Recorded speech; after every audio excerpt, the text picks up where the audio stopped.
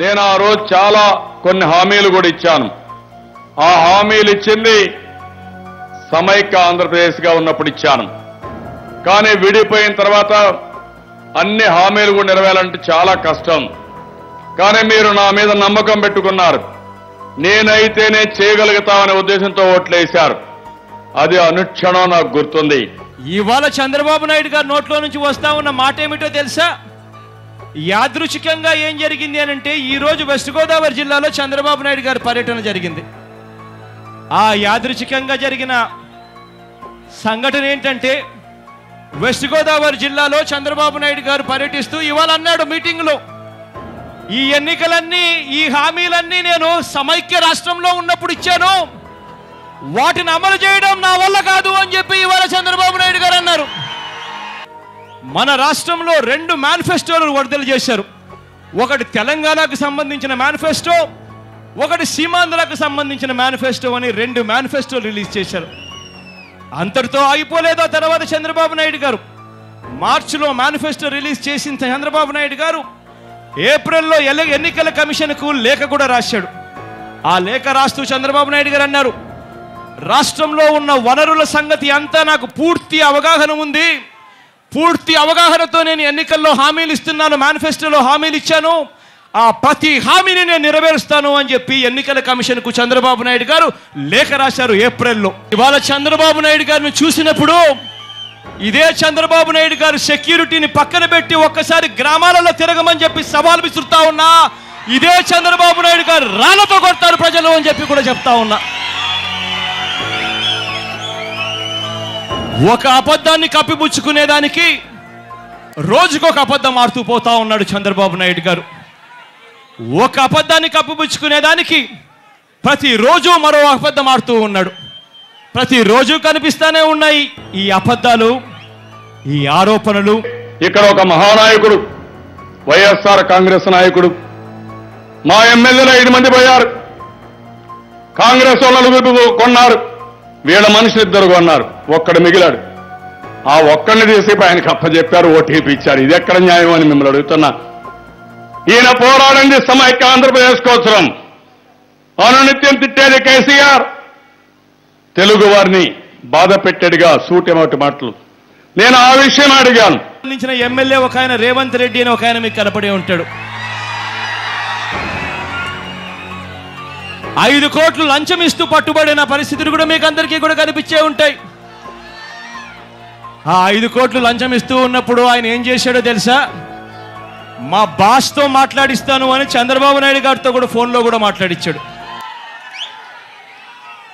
5 కోట్లు సరిపోకపోతే ఇంకా ఎక్కువ అడగండి, ఇంకా ఎక్కువ కావాలంటే కూడా మా బాస్ ఇస్తాడు అని చెప్పి కూడా అదే రేవంత్ రెడ్డి కూడా చెప్పాడు.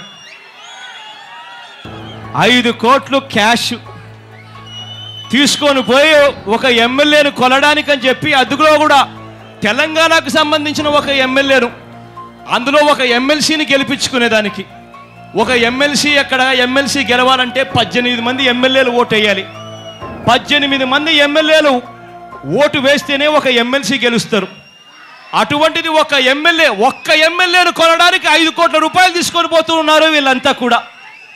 5 కోట్ల రూపాయలు ఒక్క ఎమ్మెల్యేను కొనడానికి తీసుకొని పోతా ఉంటే 18 మంది ఎమ్మెల్యేలు కొనడానికి 90 కోట్ల రూపాయలు ఎక్కడి నుంచి తీసుకొస్తున్నారు అని చెప్పి అడుగుతా ఉన్నా నేను వీళ్ళందరినీ. అది కూడా పక్కన తెలంగాణ రాష్ట్రంలోనే ఎమ్మెల్సీ ఎన్నికలు.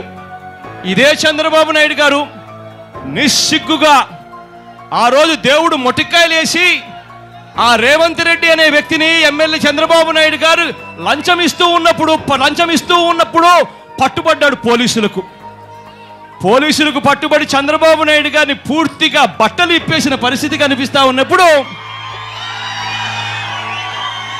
చంద్రబాబు నాయుడు గారు విజయవాడకు వచ్చాడు. చంద్రబాబు నాయుడు గారు విజయవాడకు వచ్చి ఏం చేశాడో తెలుసా?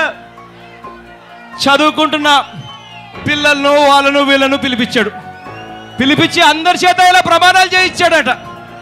ప్రమాణాలు పేపర్లో చూశాను, టీవీలో చూశాను, ఇలా ప్రమాణాలు చేశాడు. చేస్తూ అవినీతి లేని రాజ్యం కావాలి అని చంద్రబాబు నాయుడు గారు ఇలా ప్రమాణం చేశాడట.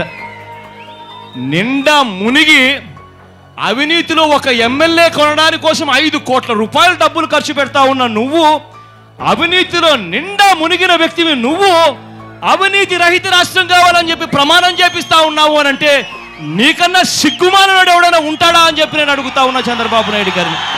రైతులు 40 లక్షల పైన 53 లక్షల అకౌంట్లో రైతు రుణమాఫీ చేశాం. మీ ఊళ్ళో నోటీస్ బోర్డులో పెడతాం. డాక్రా సంఘాలు 90 లక్షల కుటుంబాలకు 10,000 రూపాయలు ఇచ్చాం. 44 లక్షల మందికి వికలాంగులకి, వితంతువులకి, వృద్ధులకి పింఛన్లు ఇచ్చాం. 1 కోటి కుటుంబాలకి 5 లక్షల చొప్పున జీవిత బీమా ఇచ్చాం. 1,36 లక్షల కుటుంబాలకి 4 కేజీల నుంచి 5 కేజీల బియ్యం ఇచ్చాం. ఇంకా అనేక అభివృద్ధి కార్యక్రమాలు ఎస్సీ సబ్ ప్లాన్ పెట్టాను, 5,500 కోట్లు పెట్టాను. బీసీ సబ్ ప్లాన్ పెట్టాను, ఎస్టీ సబ్ ప్లాన్ పెట్టాం, బడుగు బలహీన మహిళలకు పెట్టాం, ఇంకో పక్క మైనారిటీ సోదరులకు పెట్టాం. పేదవాడు ఎక్కడుంటే అక్కడ తెలుగుదేశం పార్టీ ఉంటుంది. పైనుంచి దేవుడు బొట్టికాయలు వేస్తాడు, కిందటి నుంచి ప్రజల గుండెల నుంచి ఒక కదలిక వస్తుంది, ప్రజల గుండెల్లో నుంచి ఒక కెరటం పుడుతుంది. ఆ కెరటం నువ్వెత్తున పైకి లేస్తుంది, లేచి నిన్ను బంగాళాఖాతంలో కలుపుతుంది అని చెప్పి కూడా చెప్తా ఉన్నా నేను.